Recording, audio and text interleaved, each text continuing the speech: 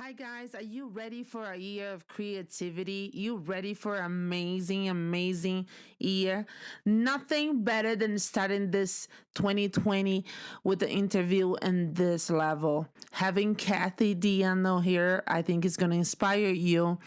Cathy is the co-founder of Painting with a Twist, which is a paint and sip studio nationwide with over 300 locations. I own one myself. So if you can, please buckle your seatbelt and get ready for this amazing time.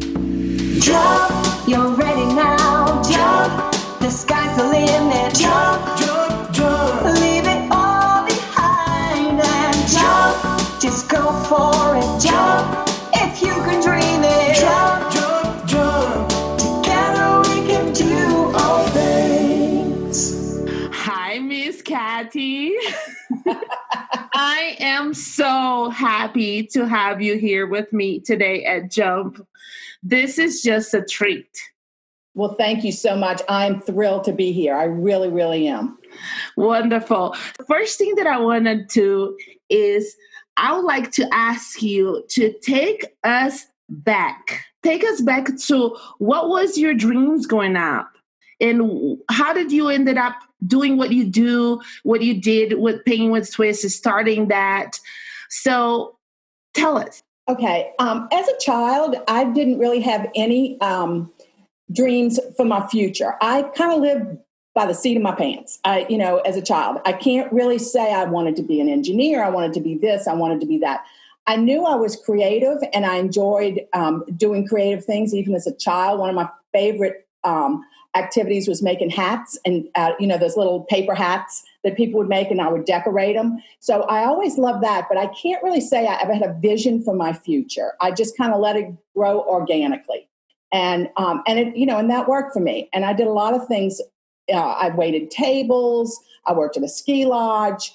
I just kept waiting to grow up, I guess, was the thing when I look back on it now. So, Right. Everything in my life has just kind of come to me organically. Oh wow, that's amazing.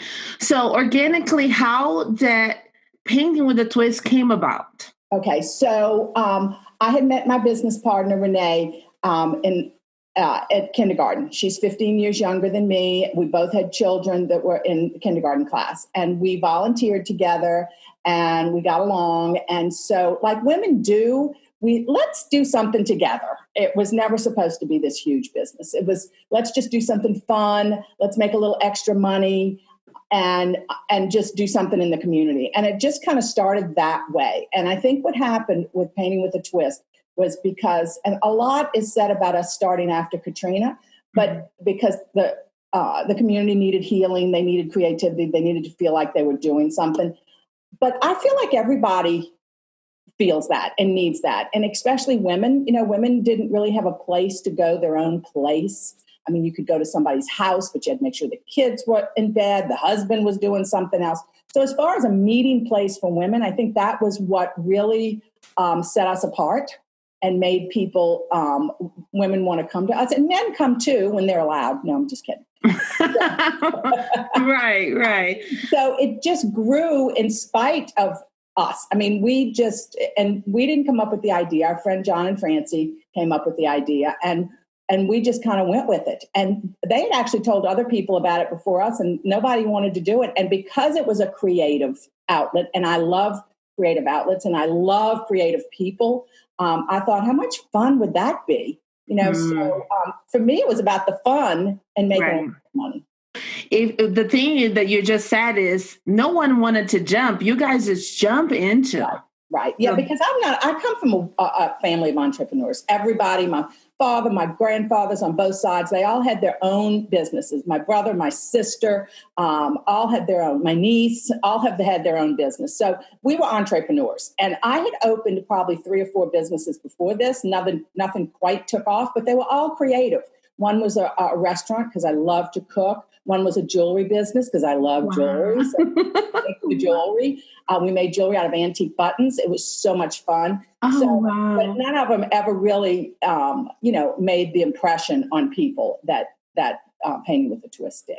Oh wow, that's pretty amazing because it just shows that sometimes we as a creative entrepreneurs we have to pursue many things until figured it out the one thing that hits home. So Mhm. then you just run with it, right? And I think one thing that entrepreneurs, whether they're creative or not, have in common is there's some fearlessness there. There's no, there's no looking back. There's no, like we were talking about quotes earlier, and it's kind of like, well, what if I fail? Well, what if you Yes. fly? And I Right. think entrepreneurs are more like, what if you fly? Right. Oh my goodness. I love that quote too, Yeah. by the way. So for the small business owner, how did you were able to like starting this thing out of your barn and jump into a national brand that Pain with a Twist is today? I think a lot of it had to do with the fact that we understood from the very beginning that we were a little out of our depth as it started getting bigger and bigger. And we were very good at getting help somewhere else, looking for help, surrounding ourselves with people who knew more than us. I think we had the heart and we had the culture, but we did not have the business acumen. And we knew that we needed to put people in place that had that business acumen to take us from one level to the next, to the next, to the next.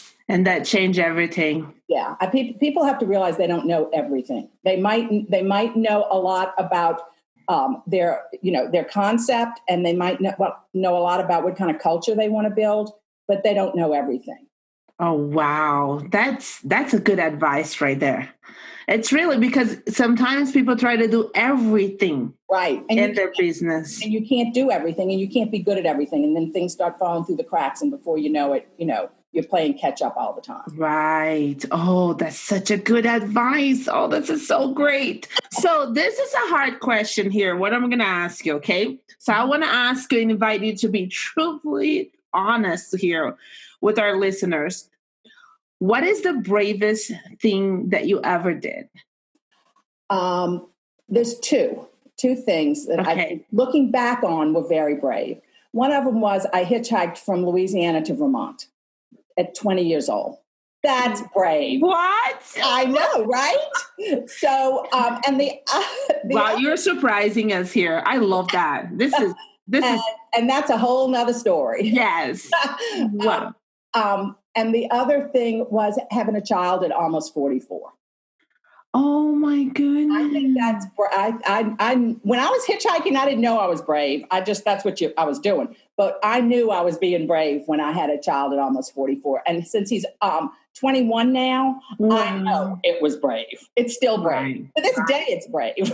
Now tell y'all, wow. Now tell me your journey as a mother. What is the highlight for you? Because, at the age 44, you're starting with a baby. That's just insane. What is the journey like? I was living in New York at the time. I'd been living and I had been living in New York for 5 years. And I knew once I had Ryan, I needed to come home.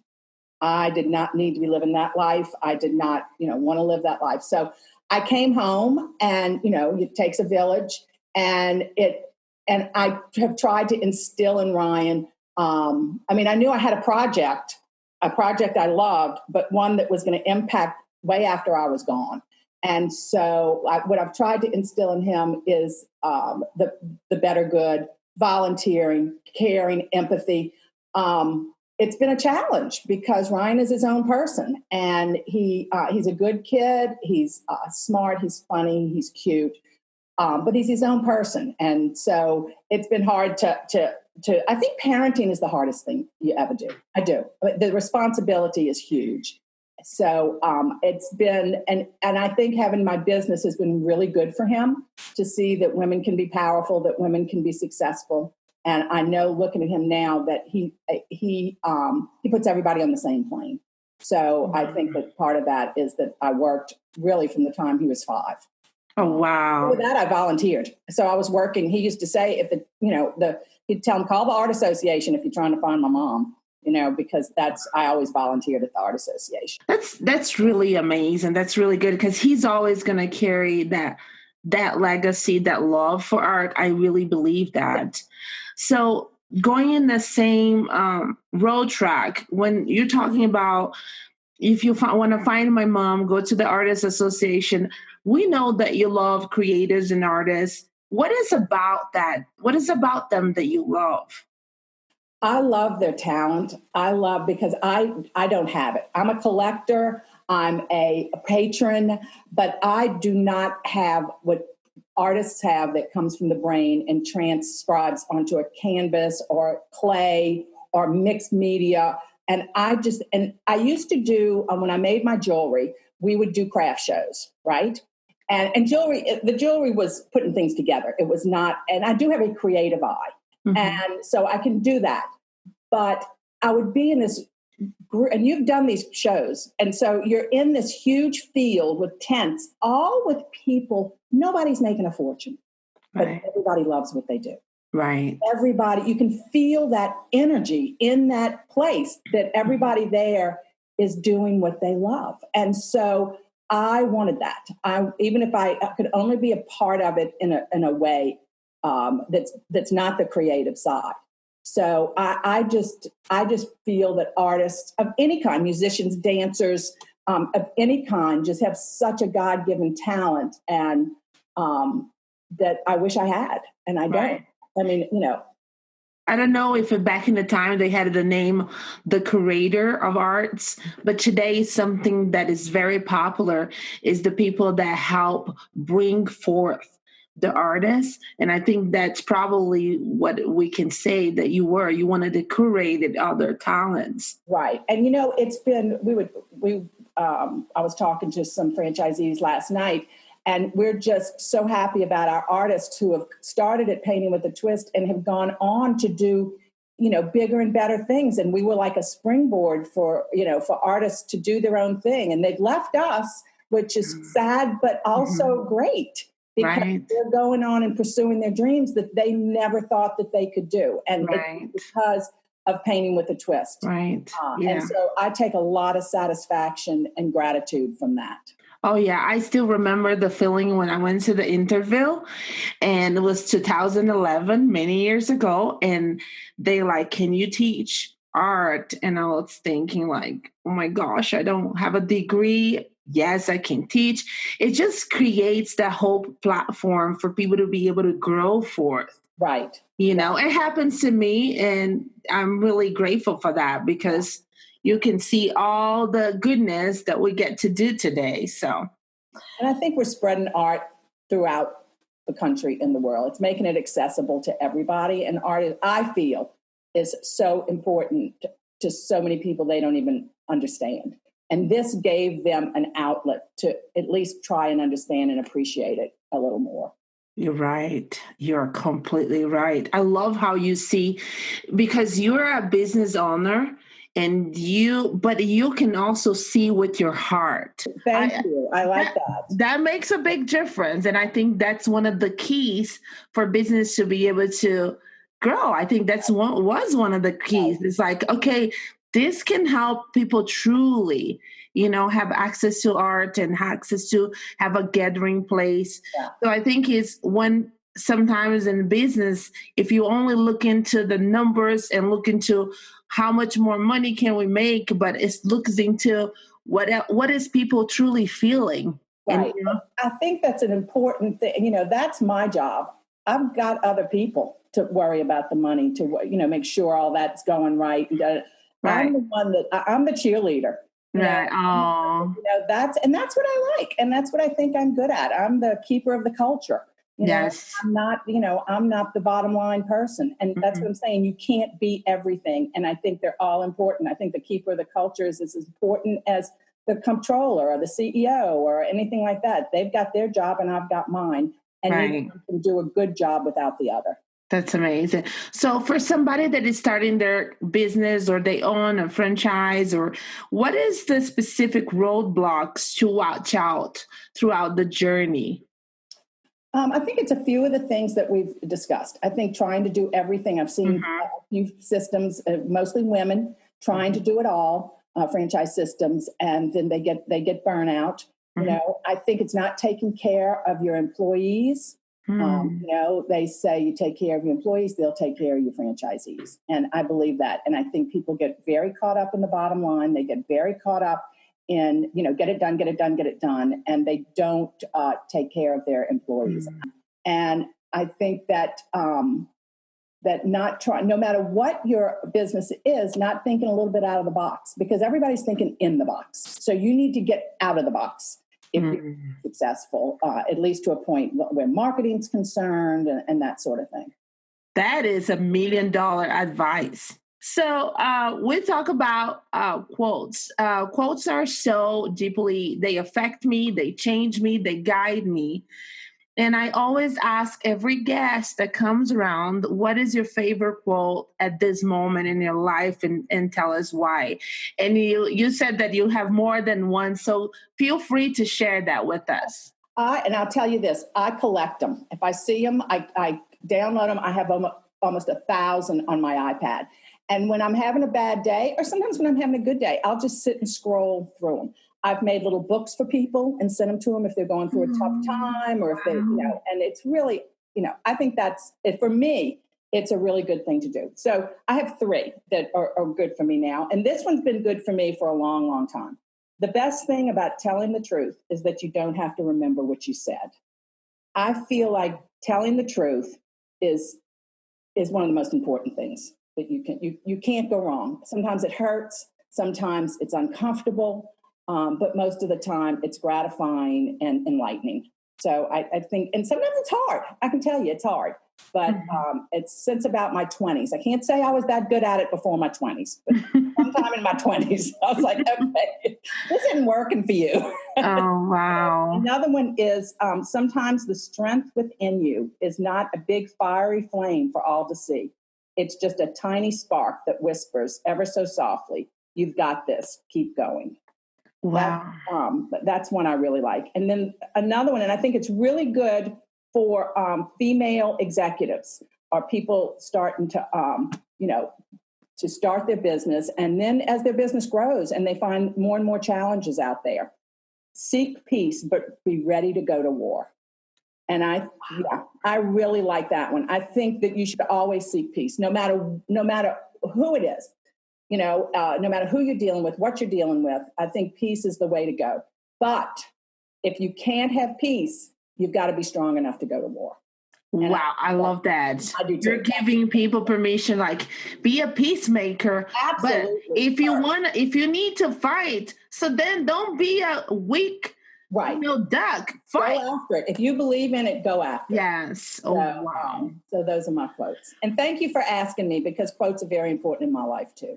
Oh, I'm so glad. I mean, if you have to think about the things that you do, I think quote kind of like gives you a voice to what you think and you feel, and I love them too. I love them too. Now, to know that you treasure them so much, it's a new thing I'm learning about you today. So well, I think they clarify the emotions you're going through. That's what I think they do. Your brain's going a mile a minute, whether you're happy or sad or scared or whatever emotion you're going through. And it clarifies it in your brain to be able to, so that you can work through it. Right. Okay. So you told us that don't try to do everything in your business. That was one of the main points that you told us. What will be our last advice for the creative business entrepreneur? What will be the one thing that you want to tell them and be like, listen, I've been in this for a while. Take a look on this and so tell me, what would be that? I would think number one is know your audience, then market to your audience. But it's very important to know your audience. People don't really always understand who their audience is or how to market to them. I mean, marketing these days is so digital and is so ever changing. And it's the least expensive way to go. So I think and definitely stay true to yourself. Don't let anybody tell you, oh, you need to change this in order to get more successful. You started this. This is your business. You got it to where it is. You must be doing something right. So keep on that track, but learn how to market your business. Oh, that's so good. I can't express how thankful I am. I love the joy that you carry when you come around. I love your creativity. I love your brush necklace. Say thank you for being here. Thank you so much. It was great seeing your smiling face. Jump, you're ready now. Jump, the sky's the limit. Jump, jump, jump. Leave it all behind and jump. Just go for